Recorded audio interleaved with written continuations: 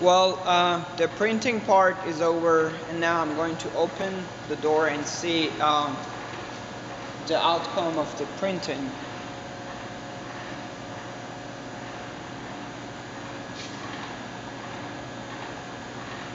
As you can see, the part is printed on the build pad, and I'm going to take it out now.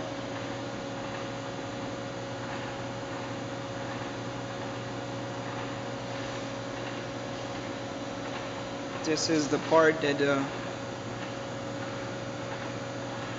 as you can see, is built on support. Uh, and now the next step is to wash the part in this solution, and it will take like 15 minutes. So I'm gonna put it here.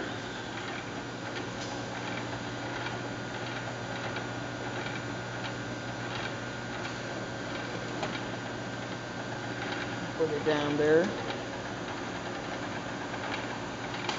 better if I use this one for this part since it's a little shorter. Right down.